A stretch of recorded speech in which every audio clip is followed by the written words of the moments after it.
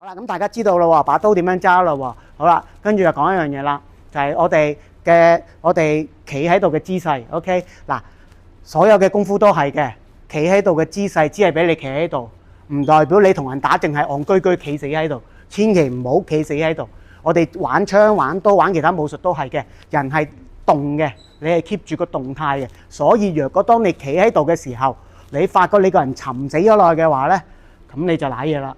即係話咧，你落地生根嘅話咧，你唔好睇其他中國武術嗰種落地生根，千祈唔好你揸住把刀，你落地生根你就死咗噶啦。OK， 我哋個人係要喐嘅，隨時都可以喐嘅。所以啦，第一樣嘢好重要嘅就係我哋個身體，我哋向前嘅時候，我哋唔係正身向前嘅，正身向前幾大個位置點篤你都得啦，係咪 ？OK， 我哋唔會咁樣俾人篤嘅，我哋係側身嘅，但係我哋又唔會扁身嘅，呢種就叫扁啦。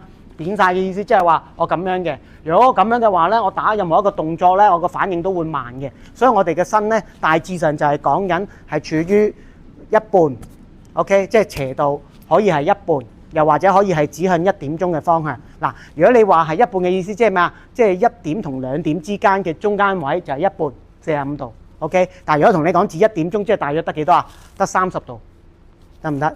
用個度數去睇就係你嘅正前方就係12點。0度 ，OK， 我哋面向嘅方向，我哋嘅身體面向嘅方向大約係1點鐘，即係30度 ，OK， 我哋對眼望住嘅位置係仍然留翻喺12點，我哋把刀擺出嚟，因為我哋個身係望住咗1點鐘方向，所以我哋把刀係指住1點鐘方向，唔好把刀咁樣擺，唔要，我哋把刀係擺喺1點鐘方向 ，OK， 好啦，第二就係。我哋隻手擺出嚟，把刀唔好向下，把刀唔好向橫，更加唔好向上。我哋把刀係微微斜落去嘅，你會發覺呢個微微斜落去嘅姿勢，只要你一咁擺，你揸刀個姿勢點啊？好舒服啦，唔會屈啦，咁啱到。只要你呢個係一個我哋站立嘅右邊身嘅防禦姿勢，只要你隻手一唔舒服卡住嘅話咧，你嘅防禦就冇力量噶啦。OK。